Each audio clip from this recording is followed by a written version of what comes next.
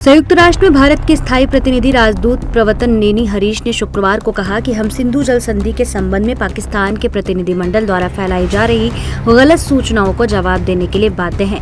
भारत ने नदी के ऊपरी तट पर स्थित देश होने के नाते हमेशा जिम्मेदाराना तरीके से काम किया है। हरीश ने स्लोवेनिया के स्थायी मिशन द्वारा आयोजित संयुक्त राष्ट्र सुरक्षा परिषद के बैठक को संबोधित करते हुए ये टिप्पणी की। इस बैठक का विषय सशस्त्र संघर्ष के बीच जल की सुरक्षा, आम नागरिकों के जीवन की सुरक्षा था। यूएन में भारत के प्रतिनिधि हरीश ने कहा कि पाकिस्तान 65 वर्षों से सिंधु जल समझौते की सद्भावना पर प्रहार करते आ रहा है। हरीश ने कहा कि जम्मू कश्मीर के पहलगाम में 22 अप्रैल को हुए भीषण आतंकवादी हमले के बाद भारत ने निर्णय लिया है कि 1960 के सिंधु जल संधि को तत्काल प्रभाव से स्थगित रखा जाएगा। इस आतंकवादी हमले में 26 लोग मारे गए थे। उन्होंने कहा कि भारत ने 65 साल पहले सद्भावना के साथ सिंधु जल संधि की थी।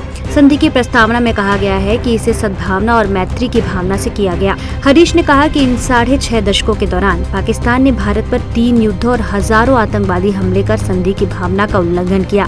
भारतीय दूत ने रेखांकित किया कि पिछले 4 दशकों में पाकिस्तान की ओर से किए गए आतंकवादी हमलों में 20,000 से अधिक भारतीयों की जान गई, जिनमें से सबसे हालिया हमला पहलगाम में पर्यटकों पर किया गया नृशंस आतंकवादी हमला था।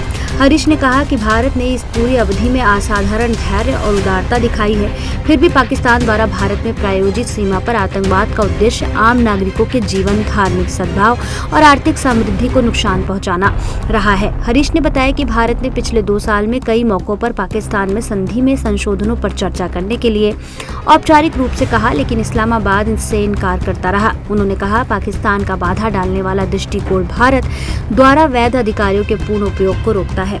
हरीश ने कहा कि पिछले 65 साल में न केवल सीमा पर आतंकवादी हमलों के माध्यम से बढ़ती सुरक्षा चिंताओं के संदर्भ में, बल्कि स्वच्छ ऊर्जा उत्पादन, जलवायु परिवर्तन और जनसांख्यिकी परिवर्तन की बढ़ती आवश्यकताओं के संदर्भ में भी दूरगामी मौलिक परिवर्तन हुए हैं। उन्होंने कहा, बांध के बुनियादी ढांचे के लिए प्रौद्योगिकी में बदलाव किया गया है ताकि पानी के उपयोग एवं संचालन की दक्षता और सुरक्षा सुनिश्चित की जा सके। कुछ पुराने बांध को लेकर सुरक्षा संबंधी गंभीर चिंताएं हैं।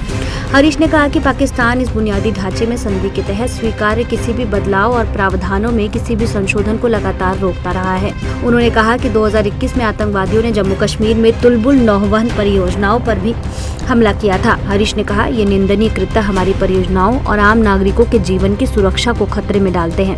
उन्होंने कहा, इस पृष्ठभूमि में भारत ने आखिरकार घोषणा की है कि जब तक आतंकवाद का वैश्विक केंद्र पाकिस्तान सीमा पार आतंकवाद के लिए अपने समर्थन को विश्वसनीय और अपरिवर्तनीय रूप से समाप्त नहीं कर देता, तब तक यह संधि स्थगित रहेगी।